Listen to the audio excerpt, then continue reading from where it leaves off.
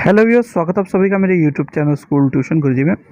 बच्चों, आज के एनसीईआरटी रिव्यू में हम अपना चैप्टर कंटिन्यू कर रहे हैं, यानी कि chapter number 5 the fundamental unit of life. और बच्चों, इसमें हमें पढ़ना है आज क्या, आपका the structural organisation of cell. ठीक है बच्चों, तो शुरू करते हैं। तो सबसे पहली चीज़ जो आती है बच्चों, cell made up of what, ये आपको देखना है। और what is the structural organisation of cell, ये आपको देखना है। तो सेल क्या है, कंपोनेंट है जो कि जिसके अंदर बहुत सारी सेल ऑर्गेनिज्म हैं। और सेल क्या है, एक ऑर्गेनाइज स्ट्रक्चर ऑफ ऑर्गेनिज्म का हम कह सकते हैं बच्चों। जब हम माइक्रोस्कोप से सेल को स्टडी करते हैं बच्चों, तो इसमें ऑलमोस्ट 3 फीचर्स जो है हमको कॉमनली मिल जाते हैं। पहला है प्लाज्मा मेम्ब्रेन या सेल मेम्ब्रेन, दूसरा न्यूक्लियस है, और तीसरा है साइटोप्लाज्म, और चौथा आपको मान सकते हैं सेल वॉल, जो कि केवल प्लांट्स में मिलती है। जब हम बात करते हैं प्लाज्मा मेम्ब्रेन और सेल मेम्ब्रेन की, तो ये आउटर मोस्ट कवरिंग होती है किसी सेल की, और यही एंट्री और एग्जिट को मेंटेन करती है, और यही प्रिवेंट करती है किसी चीज़ को अंदर बाहर जाने से और बाहर से अंदर आने में। इसीलिए हम क्या करते हैं, the cell membrane is also called as selectively permeable membrane। फिर बात आती है कि इनका जो सब्सटेंसेस का मूवमेंट है वो कैसे हो रहा है।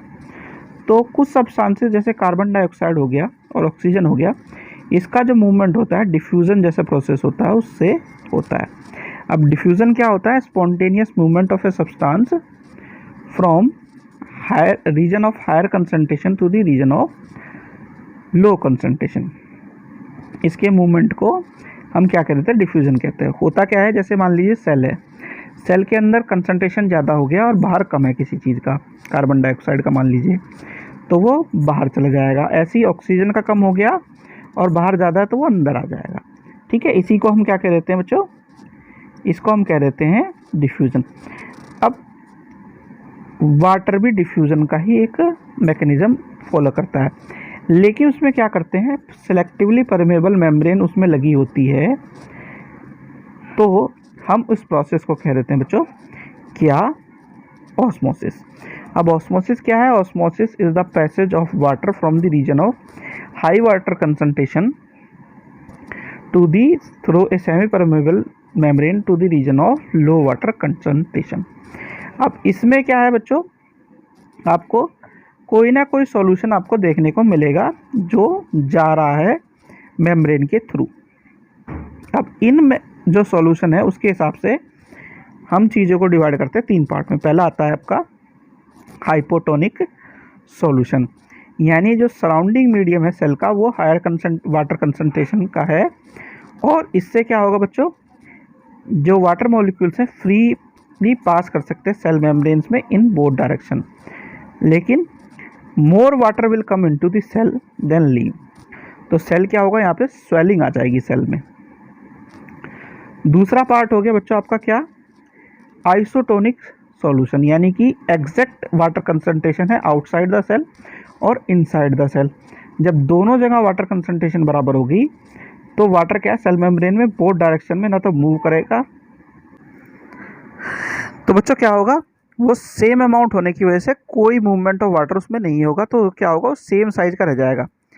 तीसरा आ गया बच्चों आपका क्या, हाइपरटोनिक वाला। तो यहाँ पे क्या है, जो कंसंट्रेशन है वाटर की सेल में और आउटसाइड द सेल अलग अलग है, जैसे कि और में होता है।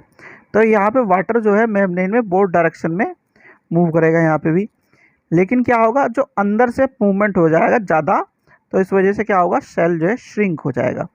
तो हम क्या कह सकते हैं, ऑस्मोसिस क्या है, स्पेशल केस ऑफ डिफ्यूजन है, जिसमें सेलेक्टिवली परमेबल के मेम्ब्रेन के थ्रू ये मूवमेंट होता है बच्चों।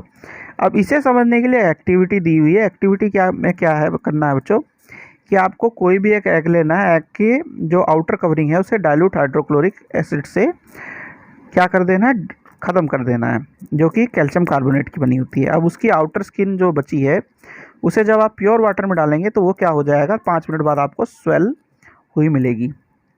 ठीक है बच्चों, वैसे ही अगर आपको इसी तरह का सेल आप अगर एक सॉल्ट सॉल्यूशन में डालेंगे तो वो क्या हो जाएगी, श्रिंक हो जाएगी। तो ये क्या है, ये आपको चीज़ें क्या देखने को मिलती है, आपके 3 तरह के सॉल्यूशन, हाइपोटोनिक, हाइपरटोनिक और आइसोटोनिक सॉल्यूशन के एग्जांपल देखने को मिल रहे हैं, जिसमें आपको एक एक्टिविटी में आप रेजिन से भी ऐसा कर सकते हैं बच्चों। फिर जो यूनिसेलुलर ऑर्गेनिज्म होते हैं वो क्या करते हैं, या फिर जो आपके प्लांट्स होते हैं वो ऑस्मोसिस और डिफ्यूज़न दोनों का प्रयोग करते हैं। डिफ्यूज़न क्या करता है, इंपॉर्टेंट पार्ट होता है गैसेस एक्सचेंज के लिए और वाटर के का जो मूवमेंट होता है सेल्स में उसके लिए बच्चों, यही ट्रांसपोर्ट का मीडियम होता है। तो प्लाज्मा मेम्ब्रेन क्या है, फ्लेक्सिबल है और बनी होती है organic molecules like lipid and proteins, जो कि हम कब देख सकते हैं, इलेक्ट्रॉन माइक्रोस्कोप के थ्रू देख सकते हैं। अब जो फ्लेक्सिबिलिटी ऑफ सेल मेम्ब्रेन क्या इनेबल करती है, ये जो फूड है और अदर मटेरियल है उसको अंदर ले जाने में भी मदद करती है, जिसे हम एंडोसाइटोसिस और एक्सोसाइटोसिस से अचीव कर सकते हैं और समझ सकते हैं। इसका एग्जांपल है बच्चों amoeba acquires food through this process बच्चों। ठीक है, तो बच्चों ये हो गया आपका ये वाला पार्ट कंप्लीट। नेक्स्ट वीडियो में हम आपके क्वेश्चन करेंगे इन टेक्स्ट का क्वेश्चंस का पार्ट 2 बच्चों। तो बच्चों ये वाला पार्ट हो गया कंप्लीट। आशा करता हूँ आपको वीडियो अच्छी लगी होगी। Thank you.